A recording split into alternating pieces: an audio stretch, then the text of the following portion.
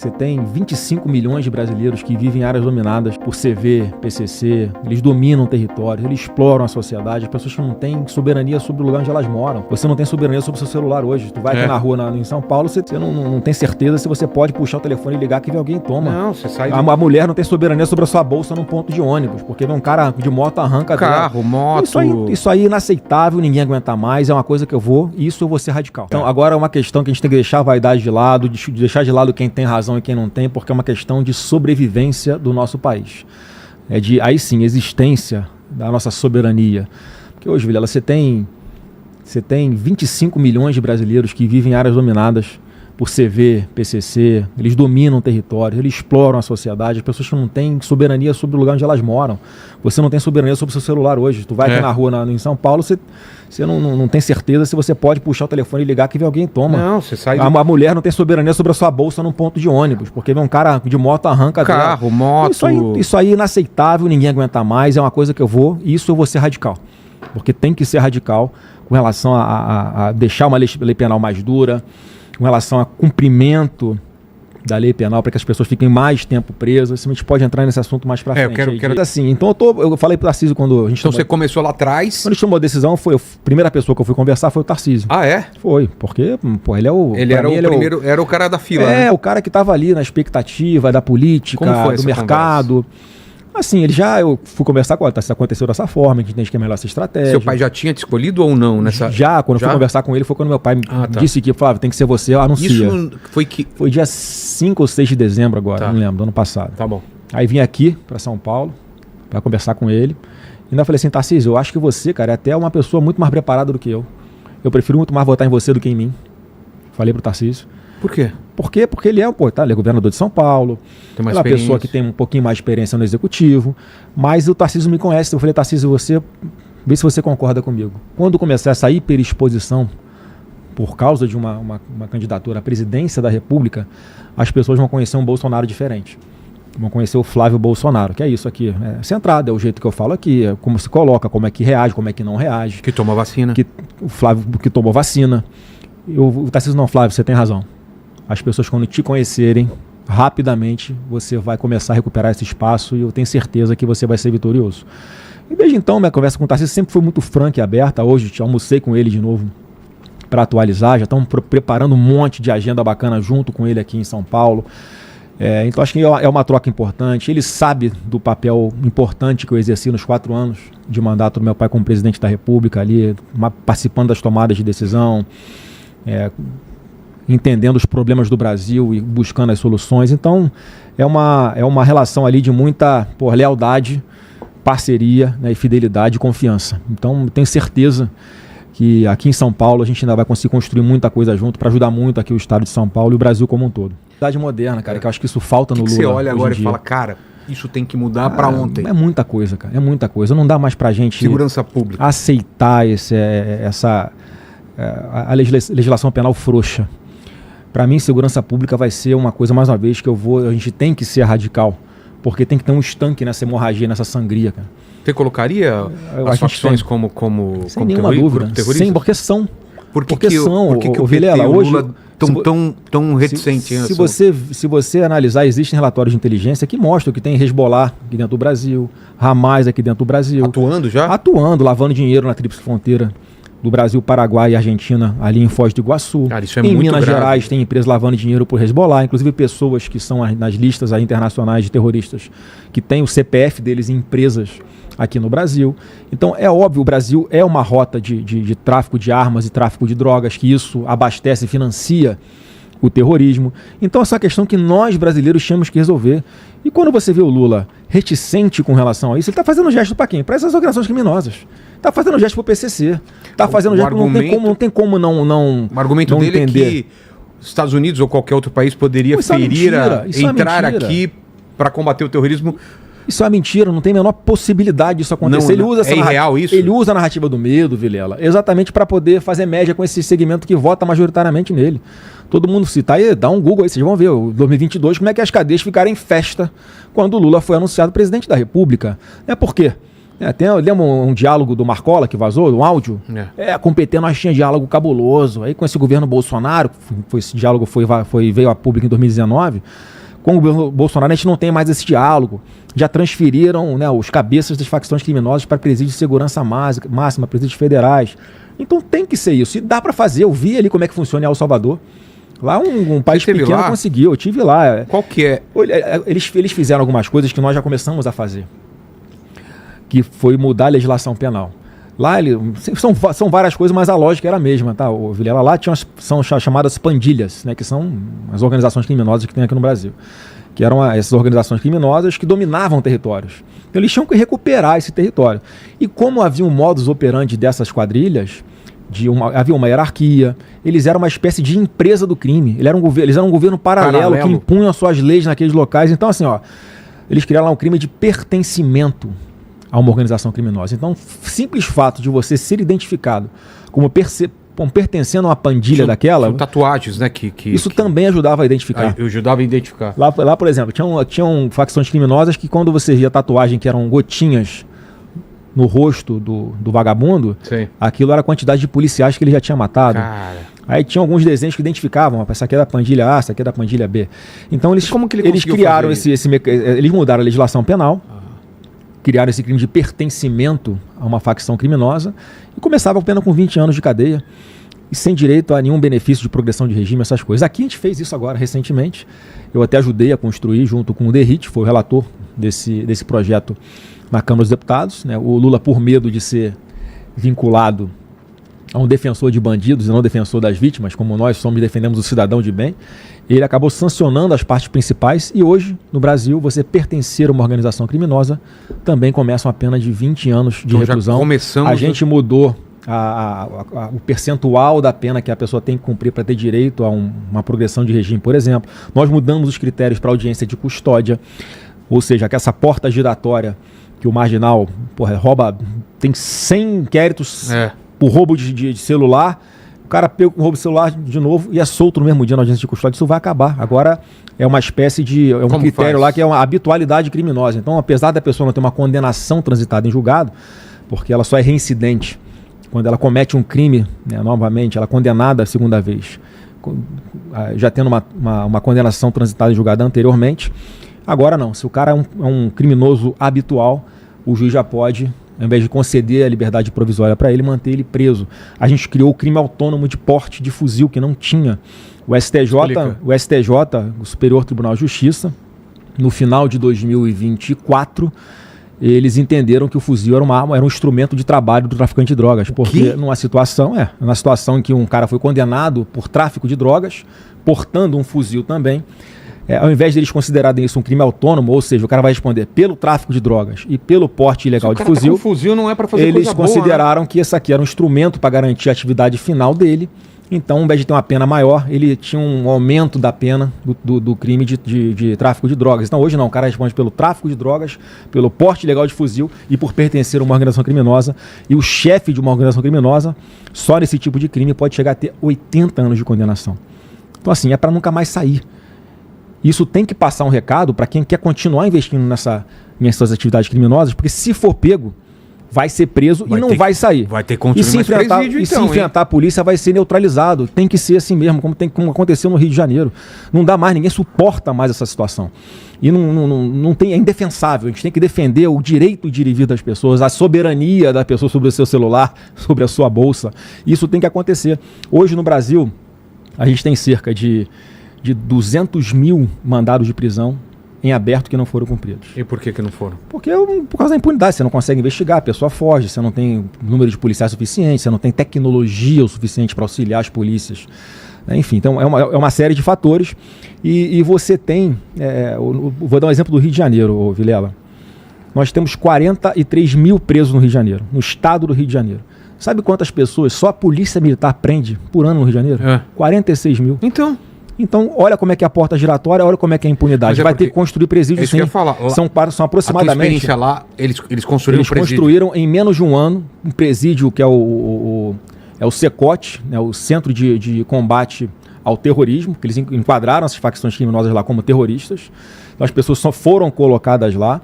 E a criminalidade despencou. El Salvador tinha 128 homicídios, a taxa de homicídio, né, de 128 por grupo de 100 mil habitantes. Hoje eles têm 0,4 homicídios por 100 mil habitantes. Quer dizer, virou um país seguro.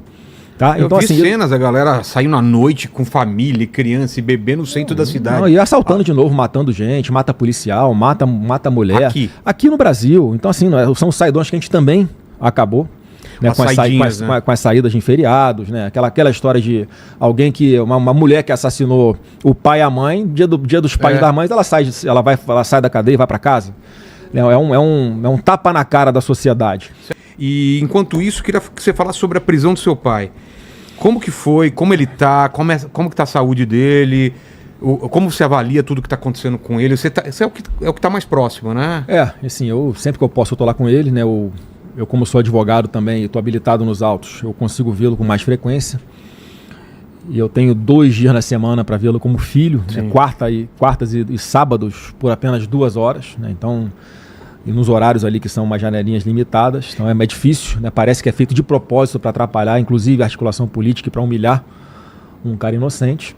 Mas assim, pelo menos alguma coisa que dá um alento. O fato dele estar em casa agora, ele está mais bem cuidado.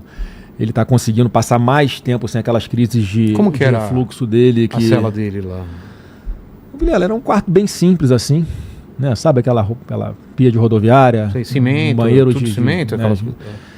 Era limpinho e tal, mas enfim, não é um local onde ele né, mereceria estar. O que ele teve de porque não fez nada de criminoso. Todo mundo hoje cada vez mais tem a percepção de que foi uma farsa que o levou a ser condenado por isso. Por que ele está preso?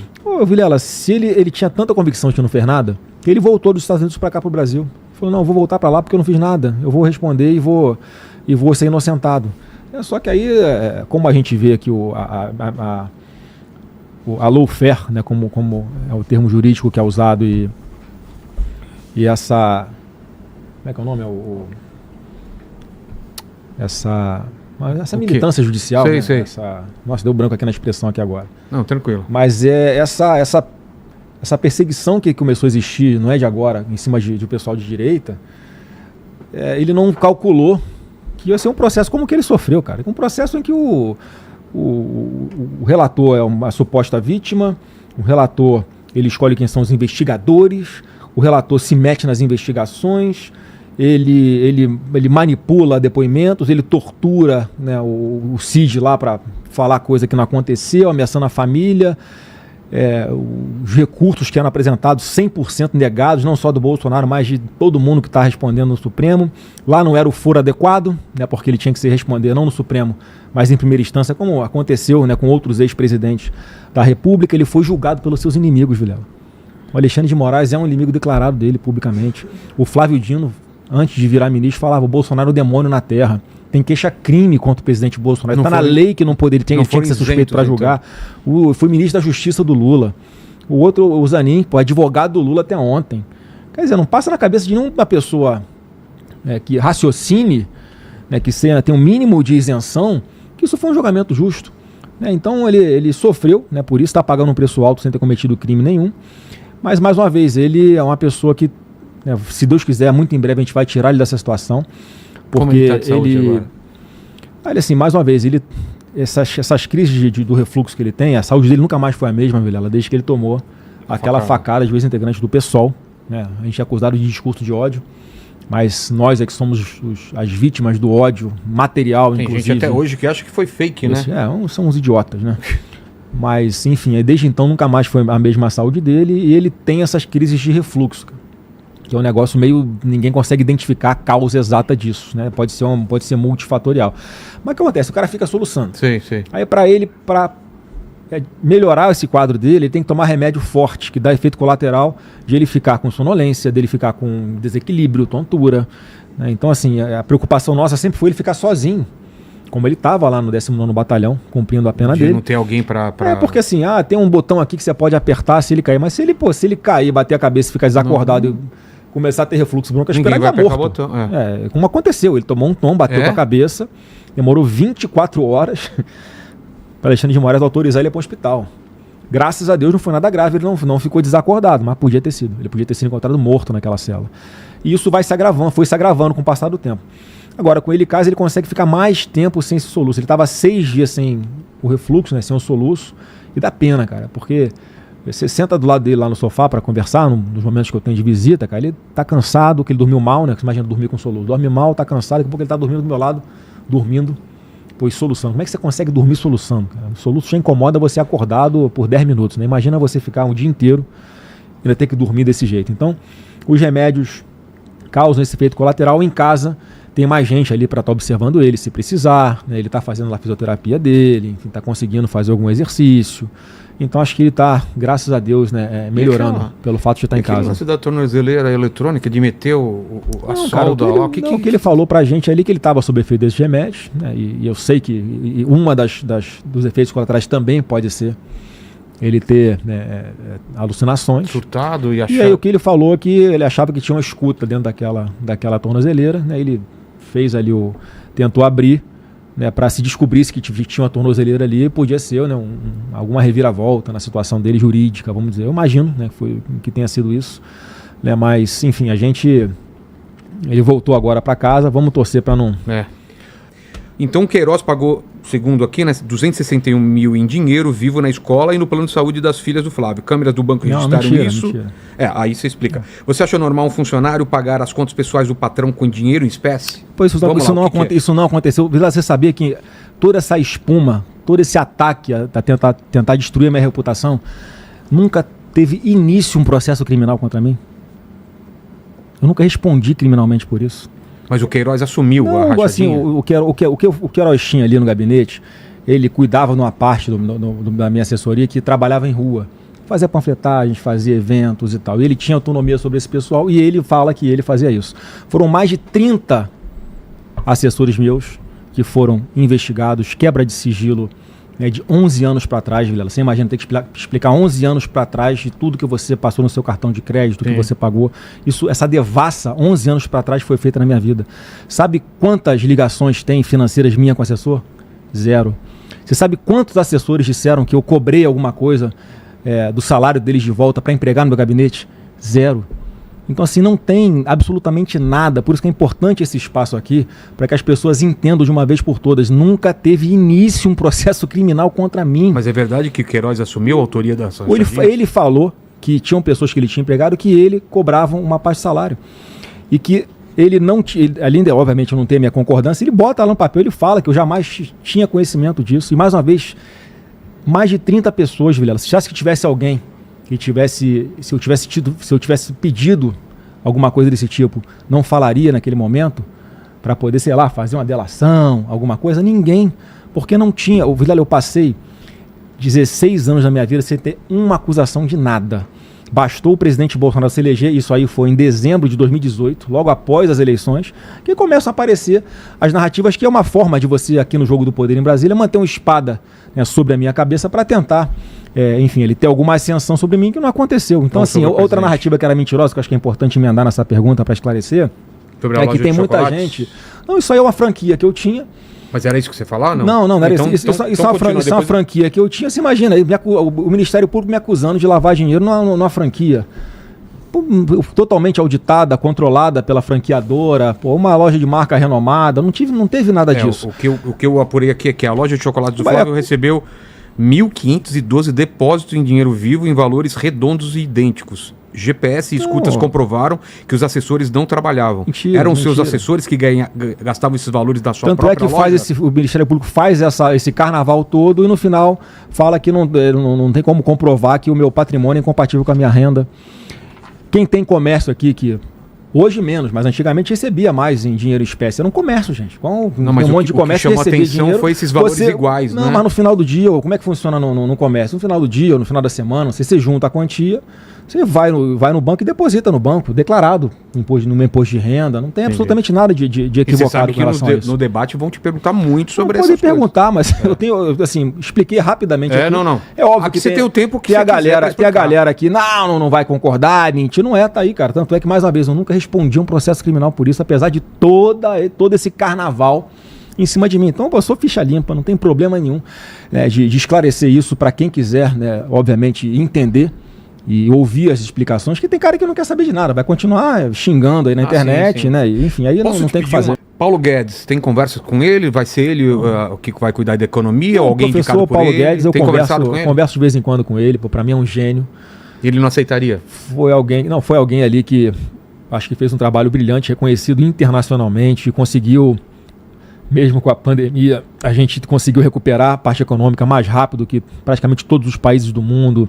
Nós fizemos aqui um acordo com mais de 11 milhões entre patrões, 11 milhões de empregados, né, com seus patrões, para não perderem o emprego durante a pandemia. Alguém que conseguiu equilibrar as contas públicas, deixou de superávit aí 54 bilhões para o governo seguinte, algo que nunca tinha acontecido de um governo para o outro. A gente conseguiu entregar pegamos um governo lá com a taxa, uma relação de dívida com o PIB em torno de 75%, mesmo com pandemia, com crise da maior crise hídrica dos últimos 92 anos, guerra da Ucrânia com a Rússia, mesmo com todo o desastre de Brumadinho, mesmo com tudo isso, a gente entregou um Brasil com a dívida PIB de 71%, quer dizer, reduzimos 4 pontos percentuais e agora está chegando a 80%, quer dizer, o Brasil está endividado, o Lula está entregando um país com 80% da população endividada, 20% dessas pessoas, Vilela, não estão conseguindo pagar a conta de água e de luz, estão parcelando arroz e feijão no cartão de crédito, quer dizer, é uma loucura.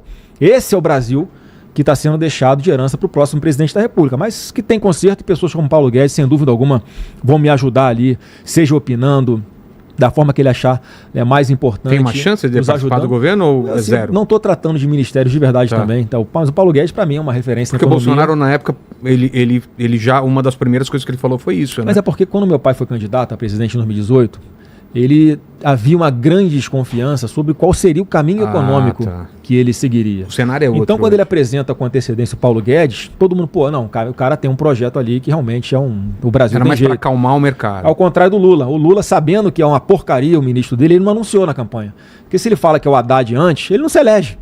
Então, assim, ele escondeu o cara, depois vai e bota um político que não é nem formado em economia, né, conseguiu fazer uma coisa horrorosa. Ele é o melhor ministro da economia do Paraguai, né?